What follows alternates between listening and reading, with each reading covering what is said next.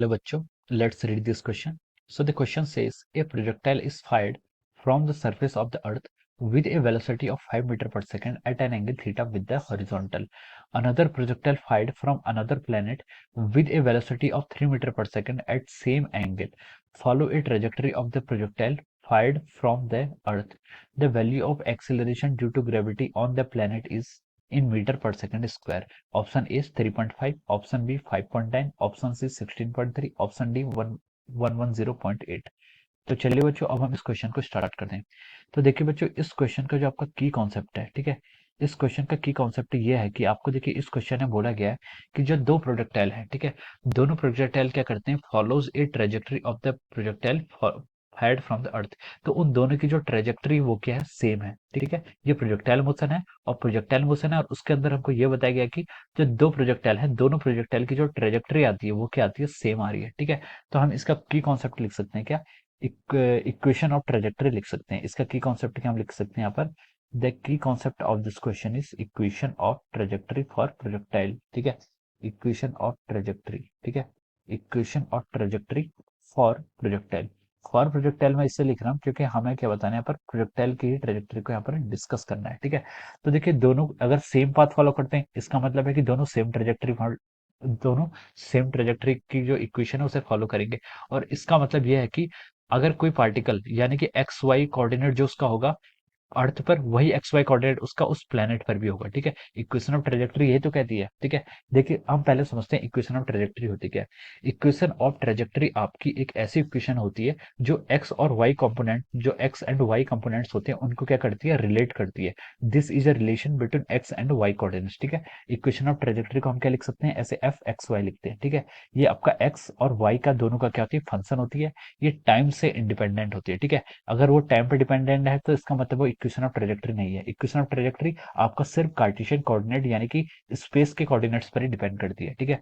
अब देखिए अगर हम प्रोजेक्टाइल की बात करें तो प्रोजेक्टाइल की जो आपकी इक्वेशन ऑफ ट्रेजेक्टरी होती है वो होती है y is equal to x tan theta minus of g x का square divide by two u square cos square theta, ठीक है। This is the equation of trajectory for the projectile, ठीक है। इसको make it equation number one, ठीक है। ये आपकी क्या इक्वेशन ऑफ ट्रेजेक्टरी है। ये सिर्फ आपके कोऑर्डिनेट्स पर डिपेंड करती है, आपके टाइम वाइम और किसी मतलब टाइम पर आपके डिपेंड नहीं करती है, ठीक है। इसलिए हम इसको इक्वेशन ऑफ ट्रेजेक्टरी कहते हैं। अब देखिए, अब क्वेश्चन में उसने बोला था कि जो पार्टिकल को अपने अर्थ की सरफेस से फेंका है वो पार्टिकल, और जिसको अपने किसी दूसरे प्लेनेट की सरफेस पर फेंका है, ठीक है, प्रोजेक्ट किया है, तो उन दोनों पार्टिकल्स की क्या है, इक्वेशन ऑफ ट्रेजेक्टरी सेम है। यानी कि यही इक्वेशन ऑफ ट्रेजेक्टरी वो जो प्लेनेट, ये आपकी अर्थ पर इक्वेशन ऑफ ट्रेजेक्टरी, ठीक है, दूसरे प्लेनेट वाला जो पार्टिकल है वो भी इसी इक्वेशन ऑफ ट्रेजेक्टरी को फॉलो करेगा। यानी कि जिस टाइम पर इसका एक्स कंपोनेंट जो होगा वही एक्स, जिसका जो एक्स कंपोनेंट होगा, ठीक है, अगर उसका भी वही एक्स कंपोनेंट हुआ, यानी कि अगर आपका अर्थ पे जो आपका एक्स कंपोनेंट है, ठीक है, और अगर वो दूसरे प्लेनेट पर भी अगर आपका एक्स कंपोनेंट एक्स ही आएगा, तो दोनों में जो यहाँ जो वाई होगा, यहाँ जो वाई होगा, वो दोनों इक्वल होंगे, ठीक है। यानी कि यहाँ पर जो एक्स वाई कंपोनेंट, अगर वहां के एक्स वाई कंपोनेंट दोनों क्या होंगे, सेम होंगे। इसका मतलब ये है इक्वेशन ऑफ ट्रैजेक्टरी फॉलो करता है, तो इसका मतलब ये है कि एक्स वाई कोऑर्डिनेट और वहां के एक्स वाई कोऑर्डिनेट दोनों सेम इक्वेशन को फॉलो करेंगे, ठीक है। तो हम कह सकते हैं कि अब देखिए इतना हमें पता चल गया, ठीक है। अब क्वेश्चन पे स्टार्ट करते हैं। क्वेश्चन क्या बोला था उसने, a projectile is fired from the surface of the earth with a velocity of 5 metre per second, ठीक है। अर्थ के सरफेस को हम मान लीजिए 1 बोल देते हैं, ठीक है। यहाँ पर हम डिस्टिंक्शन कर लेते हैं, ये आपका 1 मतलब आपका अर्थ के लिए यूज कर रहा हूँ मैं, प्लेनेट के लिए आपका 2 यूज कर रहा हूँ, ठीक है। अब यहाँ पर अर्थ की मैं आपकी u1 मतलब velocity, initial velocity in the अर्थ कितनी दी है आपको, 5 मीटर पर सेकंड दी है, ठीक है। Surface of the earth with initial velocity 5 metre per second at an angle theta with the horizontal, horizontal के साथ थीटा डिग्री का एंगल बना रहा है, ठीक है। Another projectile fired from another planet with velocity of 3 meter per second, वहां पर उसकी वेलोसिटी कितनी दी है, 3 मीटर पर सेकंड गिवन है, with the same angle, angle भी सेम है।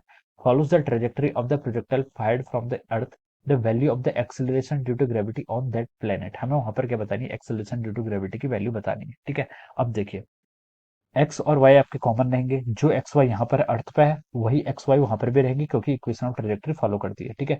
तो देखिए एक्स और वाई आपके क्या रहेंगे, सेम रहेंगे। अब बोला है उसने, देखिए क्वेश्चन में जिस एंगल थीटा से अर्थ में प्रोजेक्ट किया वहां पर भी उसी सेम एंगल थीटा से प्रोजेक्ट किया, तो थीटा सेम रहेगा तो आपका टेन थीटा भी आपका सेम रहेगा, ठीक है। अब देखिए एक्स कंपोनेंट आपका सेम रहेंगे, दोनों फॉलो करेंगे।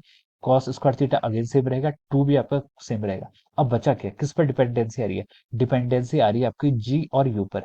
जी दोनों के लिए अलग अलग होगा और यू आपके लिए अलग अलग है, वो आपको क्वेश्चन में मेंशन किया हुआ है, ठीक है। और जी भी आपका अलग अलग होगा।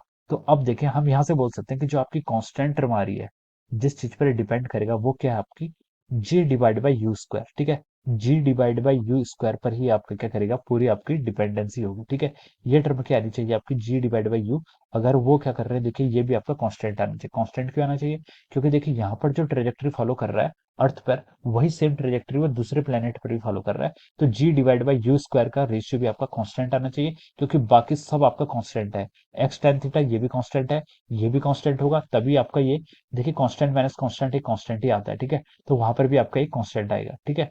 तो ये आपका जी बाई यू स्क्वायर को भी क्या होना पड़ेगा, कांस्टेंट होना पड़ेगा। तभी ये दोनों एक इक्वेशन ऑफ ट्रेजेक्टरी को दोनों प्लैनेट्स में, अलग अलग प्लैनेट्स में फॉलो करेंगे, ओके। आपको यहाँ से इतना पता चल गया। अब देखिए ये आपको यहाँ से इसका कॉन्सेप्ट मिल गया है। अब देखिए जीवन क्या होगा आपका, acceleration on the earth, earth पर जितना एक्सेलरेशन ड्यू टू ग्रेविटी की वैल्यू है, डिवाइड बाई यू वन का square, this is the initial velocity in the अर्थ।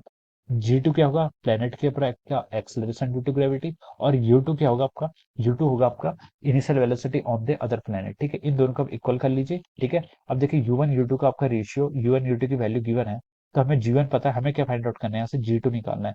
तो जी टू को हम क्या लिख सकते हैं, यहाँ से देखिए u two divide by u one का square into of our g one, into अपने जी वन से कर दीजिए, ठीक है। U two by u one कितना है, यू टू थ्री है, यू वन फाइव है, तो हम इसे लिख सकते हैं थ्री बाई फाइव का स्क्वायर। थ्री बाई फाइव का स्क्वायर को लिख सकते हैं आपको nine by twenty five into g one.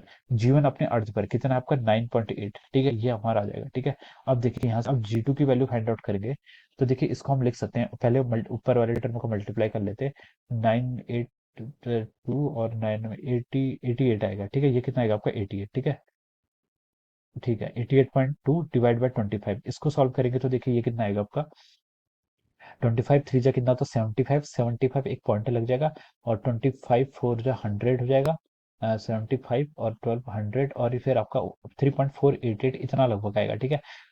ये आपका देखिए सबसे क्लोजेस्ट जिससे मैच कर रहा है वो कितना आएगा आपका, 3.5 से मैच करेगा, ठीक है। तो जो यहाँ पर आपका एक्सेलरेशन ड्यू टू ग्रेविटी की वैल्यू आएगी, वो कितनी आएगी आपके दूसरे प्लेनेट पर, वो आएगी आपकी 3.5 मीटर पर सेकंड स्क्वायर, ठीक है। इसकी यूनिट भी लिख लेते हैं, मीटर पर सेकंड स्क्वायर, ठीक है। So this is the acceleration due to gravity on that planet. और यहाँ पर आपका क्या कर रहा है, ऑप्शन ए से क्या कर रहा है आपका, मैच कर रहा है। तो हम लिख सकते हैं कि यहाँ पर आपका जो ऑप्शन ए है, option A is correct. Option A क्या हो जाएगा आपका, करेक्ट ऑप्शन हो जाएगा, ठीक है। तो देखिए यहाँ से आपका ऑप्शन ए को आप राइट ऑप्शन बता सकते हैं, ओके।